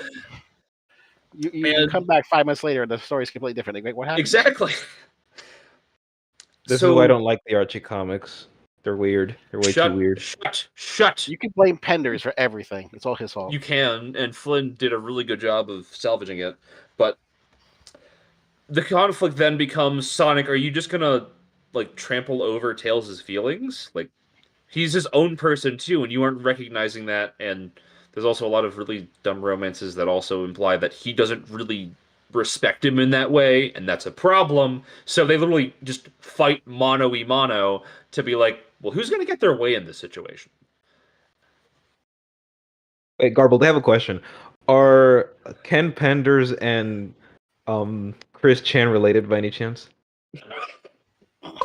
There might be some overlap. I'm not sure. I was about to get really mad at you for a second, but that's a grade A question. We don't They know. probably are. We don't know who Chris Chan's real father is. It could have been. I'll even say Yeah. likely. No, we know Chris Chan's dad. Who's that? It's just. Oh, we don't. I don't know. We do know his dad died really early in his life, and you can see he starts trying to like sell his dad's lifelong collection for like $5 so we can buy more My Little Pony stuff. It's one of the early Chris Chan arcs. Did he die when he was life, or did he just abandon the mom? The mom gave him that excuse. His dad died. Okay, I don't know. Look, I don't know the Chris Chan lore. I don't know. He's just a weird dude. He died Sonic of thing. That's it. Ligma. He has a His creepy dad medallion. died in like 20. I want to say 11. His dad was an old dude. That's why Chris Chan is autism, because his dad was so old. Oh wait, boy. that's not 20 years old. It's not cool to joke about it yet. I'm sorry, Chris Chan's dead. I'm sorry. No, it's okay. His I'm sorry to hear dad, that. he redrew his dad recently as a big-breasted My Little Pony thing. Oh. Chris Well, I didn't Chan's even know dad. that. You're glad you died before your son turned into a psychopath. Oh, boy. Yeah. Yeah, for real. When I said He was when in I said that I drama. wanted to when I said I wanted to talk with about Tales, I was mainly referring to Game Tales. Because that's the one. Well, I'm Game Tales familiar is with. also a different beast. I just wanted to bring that up because I don't think that we had addressed Game Tales yet is more like a what happens traditional when. sidekick. It's because there's Yeah, no but what happens extra, when- extra Yeah. characters. Yeah, Well, he went okay. from he grew from a traditional sidekick to just a deuteragonist. It depends. He waffles back and forth because Sega just don't know what to do because they're trying to Yes, they're trying to fix that with Frontiers and trying to make Tails do his own thing, but we'll see how long that sticks. Here's the thing. Yeah, because in Sonic Sega tries Adventure, to work with the characters, but then a bunch of fans just get really pissed off and like, okay, fine, you didn't like this. Then another group of fans like, oh, we like that. Fine, you didn't like this. So I made that meme I posted in here. It's like, oh, he's in 3D, he's back to 2D. It's like, oh, he's dead. Like every new game, there's always gonna be some collection of the Sonic community that says, oh, this is trash, or this is dead, or this is garbage, and other ones will. Yeah, praise but it. you just It's sort of like, have to Sega's roll like, with the whatever. punches at some point. I'm glad Sega yeah, I stopped think- caring about what the fans think. I think Sega just listens way too much to the fans. They used to. Now they don't. I think after Mania, they said, you know what? We're doing what the frick we want.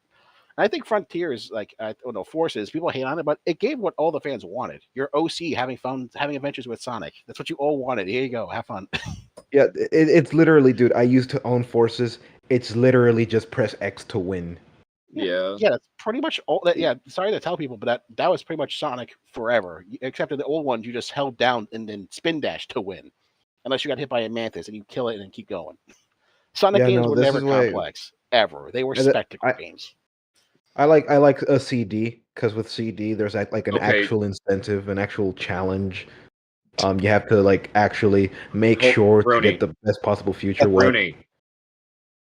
Bernie, like I understand that you're really excited about to talk about Sonic, but let's get back on topic when it comes Yes. to Sidekicks and Companions. I Yes, understand yes, that yes. Sega has done some stupid stuff, but Yeah. let's talk about Tails. characterization. Tails. Sonic, Tails has gone from both Sidekick to Deuteragonist and back to Sidekick to back to Deuteragonist. It just depends on which game and which era you're in.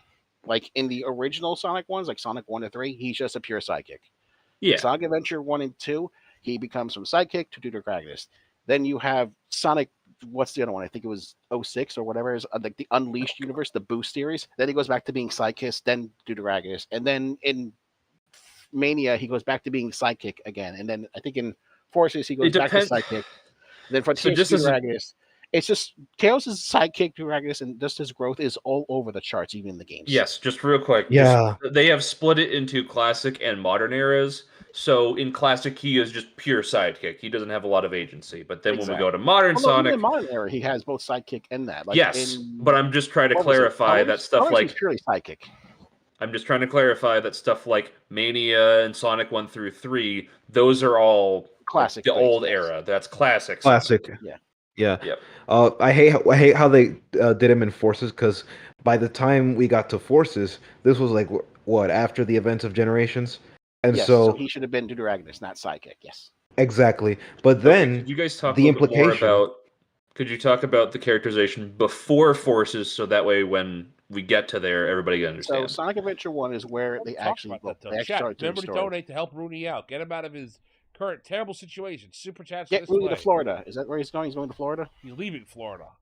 Okay, he's leaving Florida. Get Rooney to someplace that's not Florida. Get him out of hell. That's right. I mean, I like Florida, but Get him out of hell and move him in with his See, new he's husband, already got Dez. Stockholm syndrome. Get it out of there, quick. Exactly. Move him with his new favorite boy to kiss, Dez. So Sonic Adventure You like 1 kissing started boys, the whole don't you? storyline of Sonic actually having a story. CD sort of did it, but it was always focused on Sonic trying to save the future and stuff like that. It's been a while since I played the game. Sonic CD is you go to Little Planet, you have to collect the time stones to stop Dr. Robotnik in the past, but also the future of ruining everything. It's the start, but it's like very, one dimensional and, like cardboard cutout foundation. Sonic Adventure 1 is where you see Tails go from sidekick, not sure of himself, always relying on Sonic, to the end of that game, he becomes his own character and he can do stuff his own. Sonic Adventure 2, they go full in on the tech genius and all that stuff. So he's his own campaign, his own levels, almost all of which would suck, but that's mechanics, that's game, that's not storyline. So he's basically, he still doesn't rely on Sonic, but he looks up to Sonic until like the end of the campaign where Sonic is supposedly killed. Tails steps up to be the new hero. He steps up to face Robotnik on his own with the loss of his best friend and to protect Amy. And he steps up to become that.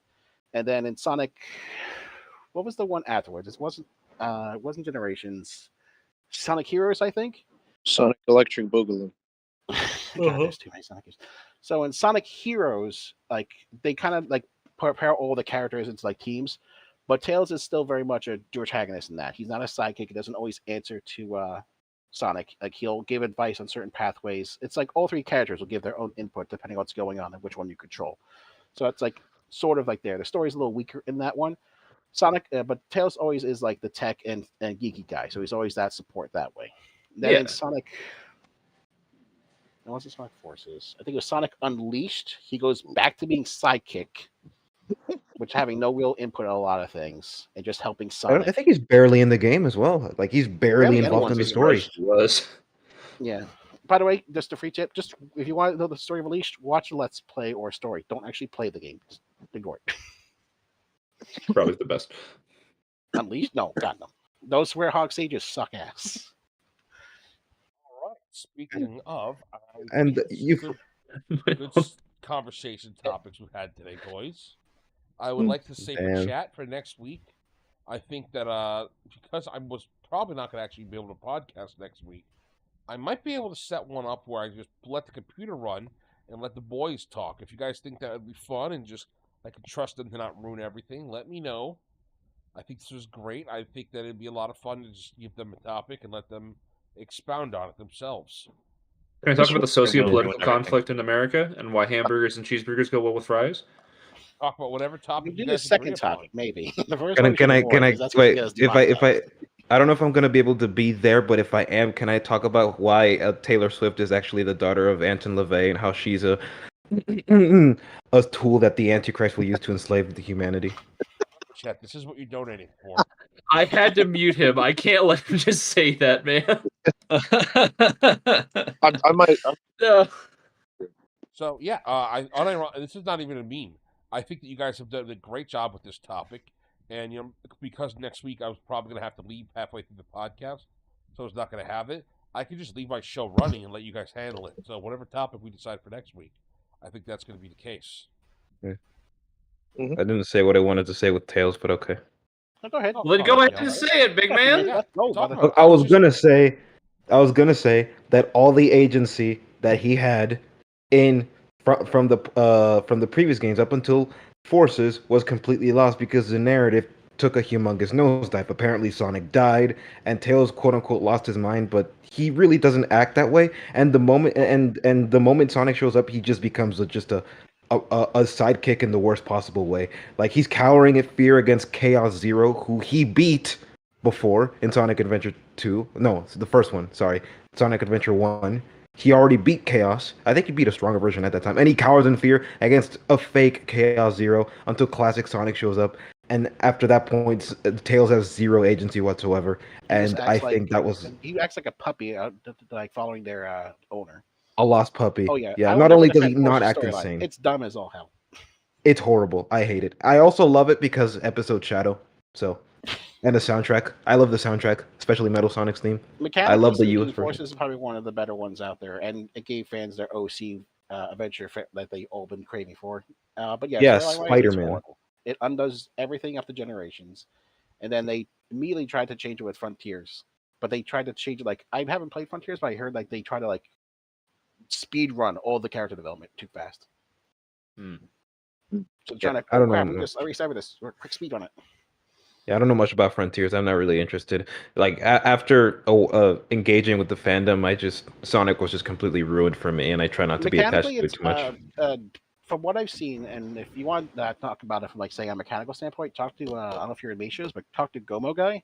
He knows about it, and he'll be able to tell you what is good and not good about it. Mechanically, I've seen it in action. It's pretty good. It's a step up. It's probably the mechanically most in-depth Sonic game there is. Storyline wise, I haven't played it yet, so I'm not going to spoil myself on that one. If I ever get around to playing it. Yeah.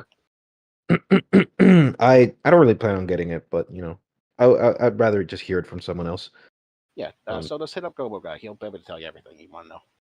All right. Gomu's great. Gomu is the infacto Sonic guy. Games, comics, TV shows, he knows it all, I think. Nice. We running out of steam, boys? Well, I mean, that depends. What age are we going into? Watch Invincible. Chat. Watch if you haven't already. Just watch it. Rooney, no. Are there any other sidekicks you guys want to talk about? I don't know. All my favorite sidekicks have actually been in the Disney princess movies. Believe it. Really? I swear to God. Yeah. Believe it. Like They got some the mic- badass sidekicks. all the non-human, things in Beauty and the Beast. Apu's a great sidekick. Huh? Yeah. Apu's a great sidekick. Apu is awesome. Yeah. That's true. Yeah. Up. Got another not nefarious. Rooney X Des kissing shall commence. Who shall be more by the respective forms of tism. We're going to require a video. Yeah, we will require a video. The first one is going to jump off a cliff will be Dez. I promise you. If anybody decides to make any fan art, if anybody decides to make any fan art, I will sue you. I will actually Rudy, take I was legal not action. thinking about doing that, but now that you gave me that idea, thank you. I'm probably going to be doing that tonight. Thanks, man. I will take legal action against you. Go ahead with what money? And also in what against what law? What are you talking about? You can just do that, bro. To Mulan. Mushu, yeah, Mushu's a fantastic sidekick. How about Sebastian the Crab? I always like Sebastian the Crab. I don't think he's like that great of a sidekick, honestly, but I just love him. Because he's not really a sidekick. Like he Different cares kind about Ariel, but he's always trying to do her father's bidding. He's always trying to talk her out of everything. Yeah, Flounder is the That's more fair. Yeah. Flounder is the real Like sidekick. he's Yeah, that's true. You're right. So Sebastian definitely cares about Ariel, doesn't want to come to harm, but the whole like chasing after, becoming a human, doing all this stuff, he relentlessly tries to talk her out of every bad decision ever from his point of view. He's like, I don't know about this, except in You Jamaica. can't do that. It's dangerous. There's sharks here. He always tries to talk her out of everything, and then he goes ratting her out to her father. I mean, that's his job, you know. He's the ambassador or whatever. So I think we almost have enough for you to get a bus ticket now, Rooney. Yeah. I'm seeing a list here about it. I would never. But they're considering Stitch a sidekick. He's more of a dudeagonist because the story's about both him Definitely and dudeagonist. Yeah, His for name- sure. Title, man. Yeah. I would say in Alright, the chat. TV show, he's like bounces between both sidekicks and antagonists. Depends on which episode you're watching. But in the movies, no, he's actually the main character. If you I mean, want, it's Lilo and Stitch. He's the angel come down from it the opens heaven. up with him and ends with him. Hang on, chat. The Looks like guy- chat died again. I have a question. Genie's definitely The- a great sidekick. He so- definitely lifts up Al all the time. I have a question. What's the name of the guy? Like I tried asking earlier, but y'all yelled at me because y'all are mean. Oh, What, Angron? I don't know. I don't- Yeah, because I remember like him being like a, yeah, he always wanted to do right by Angron, and he, you know, I don't want to say he lacked agency, but he did always just, you know, wanted Angron's approval while Angron was just pushing him away. And I remember this one point, like, you don't understand the pain of the nails in my head. And then he responds, what if we did? I think, because I don't remember. I remember tidbits You of. have to ask the Frenchie for that. I don't know. He'll probably I'm know. talking that about one. Sanguinius, right? No. Mm, No. I'm just checking. I don't know who I we're don't talking think about it's at all. Are you Sanguinius. sure, dude? He's one of Angron's Is it underlings to the Karn? point that he wants to like be Angron. It's probably I know Karn. who. Is I, it I, I know Mortarion? who he's I talking about, think don't it's remember his Karn. name. I It's definitely think not it's Karn. Ask the Mortarion Frenchie is his own guy. server. He'll know. I just googled Angron side pieces. I'm just listing what the AI has suggested. Well, that's what. I think it's Karn. I think He that's his doesn't name. worship Celeste. Kid, Jesus. No. You said side piece. Yeah. You know what you're saying. Yeah, you did say side piece. I'm sorry. You said Dang side it. piece. You said Why side did it do piece. that? That's a That's not completely different Germa. topic. We should definitely not talk about. That It's definitely not should Germa? be- Don't worry about Freudian it. slip. We're working on something. No, What no. about If we don't the talk about SCP Sidekicks, that we'll is definitely Germa? get you What banned. about him? The what? Hang on. Maybe The SCP. maybe we gotta do his full name. All right, hang on. Don't worry, chat. Don't worry.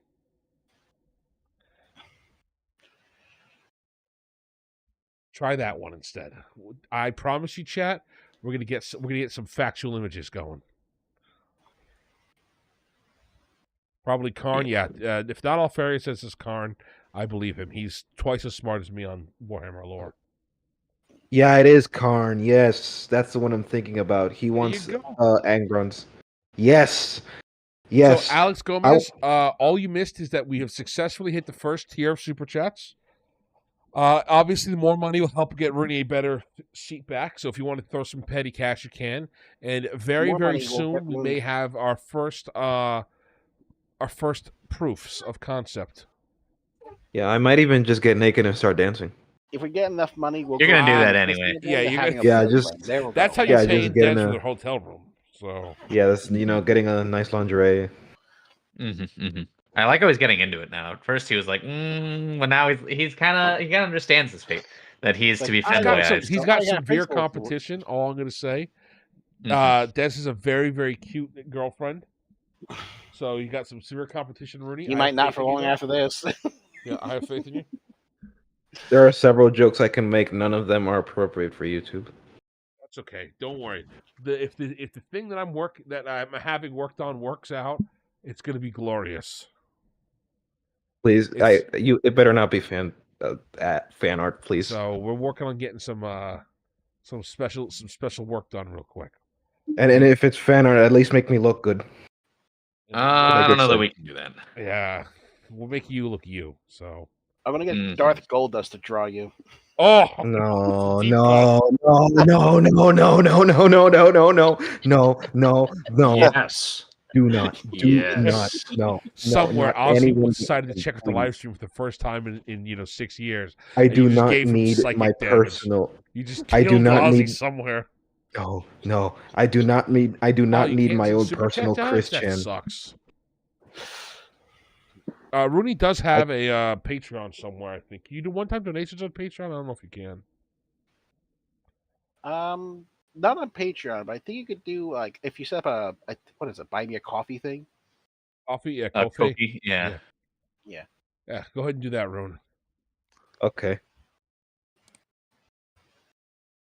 Okay, yeah. Okay. So we have our Oh. first tentative Yeah, fan okay, art. right now, Oh. Alfarius here. You know, I'm going to hit Darth Goldust because he did send me a friend invite. I don't know why he did it, but I'm going to give him this context. I need Rooney and Dex and a Yowie. No, Oh, no, my God. no, please no, please All right, no. Chat, we have Anyone our but first him. tentative pieces. Unfortunately, Anyone he's- but him. All right, how do I put this on screen? This is an artist interpretation. A computer artist interpretation. Like the computer is the artist. Yep, this is the first official Rooney and Des. Rooney X Des fan art. Rooney X Des fan art. If you want to call such a pornographic thing as using an AI fan art. I mean, that's all kind Art. of really used for these days, isn't it? I suppose so, that's true. This is high art, sir. This is it. This is the highest form of art. This is Drake making out with Jerma. What's the numbers at the end of his name? 985. Yeah, He's 985. not that light. He's darker than that. I've seen I that. think the top right is about accurate. Yeah, the top right's the closest. Unfortunately, here's the other artist renditions. There you go, chat. This is what you can expect if you're hard-earned donations. So you're going to see more of. I don't think know. I'm gonna. I think I I'm know gonna both puke. these guys, Dude. and I don't think it's going to be essential as that. Just saying. You got to make it Yeah. like Justinian and Miles Morales. I'm going to vomit. It's definitely not going to be that level. Don't so- worry, God. Rooney. We're shipping you off to somewhere where you can vomit in peace, and Dez's some other house, things can so you happen. can kiss him. Yeah. How do I explain this to my priest? How do you explain this to your priest? Look, man, I needed money. Yeah. $20 is $20, Father. Father, Yeah, it's Father, I okay. needed that said bus no ticket. homo afterwards. Therefore, it doesn't work. I'm not going to hell. Exactly. I'm just kissing Dinosaur the homies autism. tonight, It's that's funny you all. mentioned that, Alex. Hang on. I want to show Alex. Before we instant try adding the numbers to the end of Jerma's name, this is what we kept getting. Rudy kissing lizards. So there you go. That's way better than this. It's on stream. You'll be able to see it. I'd rather kiss a lizard. At least it's a lizard GF. It was a dude lizard. Yeah, King, I said it. Kid, I'm sending it to you in the thing, but yeah, just post that. And like, he's just kissing the homies goodnight. It's not gay. Yeah, see, there you go. There you go, Rudy. It's a. I'm gonna die. It doesn't have rainbows on it. See? Smacktual. And those Blowfish lips- says Yeah, Rooney boy, no, better let's go. appreciate the. Let's get this boy over. Oh, no, what? And just like those Rooney, lips, snacktual. Oh, Hang on, blowfish. There Yeah. you go. Rony better appreciate the slow-mo lust. He will. He's going to learn all No. about Rome while he's how do I put this without getting demonetized on YouTube? He's going to learn about Rome the old-fashioned way. Oh yeah! He's going to learn about Rome the Greek way. He's going to learn about Rome like Vlad Tempest did when he was a boy. Thank you very much, Blowfish. Another beautiful super chat. Thank you, everybody, for your donations to helping out Rooney. Well, like I said earlier at the beginning, in case those who just joined, I'm going to be covering the YouTube fee. The 100% of today's money is going to go towards him. We're going to, step one is to be buying him a plane or bus ticket, depending on what we can afford, to get him out of the situation he's in. I will find a way to get him the rest of it as cash, so he has a little bit of money to help himself out. And then lingerie. Yeah, and then lingerie for Thank Debs. you, everyone. Yeah, thank you. We all appreciate thank and love you. you. We all thank you. Never do that shit again. Oh, Thank you, everyone. Again, Rudy, this has been a wild success. We're gonna do this every week, boy. You're gonna get lucky for the price of a cheeseburger. Yeah, your hole is going to be on display. Oh yeah, Blowfish, the You're gonna have to old-fashioned way learn from every that other Roman's person taught in about Hollywood Rome. and filmmaking and stuff like that. You gotta take a little kissing if you want to make the big bucks. Exactly. So true, Oomphy. Some say Dez is the Harvey Weinstein of our server. I'm gonna let that sit there, and he can't defend himself because he chose to go to church instead of come here tonight. So what am I, Drake Bell? You definitely are Drake. Yeah. Yeah, you're definitely Drake. Anyway, so Dude, people are gonna turn that into allegations. Come on. I mean, wonder I'm why. alleging that you are Drake. Yeah, just keep dwelling. Legitimately, are Drake. Look, I think Drake has done. How do I put this? I think that Drake's actions should not be construed with you, but the way that Drake kisses is definitely the way you kiss, based on when you were drunk here that one time. The things that you said, oh boy. All I'm going to Chat, say don't is listen to Dez him. is going to be a Don't very listen happy to him. man. Don't listen to him. He's lying. He's true. lying He's gonna through be his really teeth. happy. Yeah. But- His, He's lying. after an afternoon with Rooney, I'm getting a message from Dez. It's either going to be I'm hanging myself or now I understand the Greeks.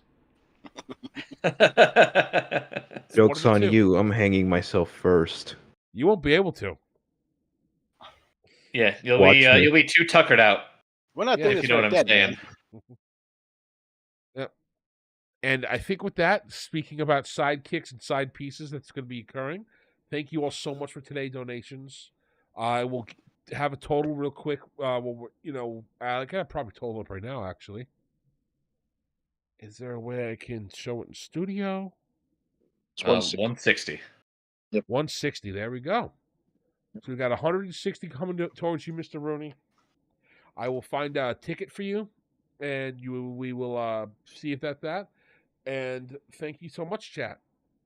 And everybody, in the meantime, subscribe to The Amazing Astronaut. Yeah, and go read my book. Go read my book.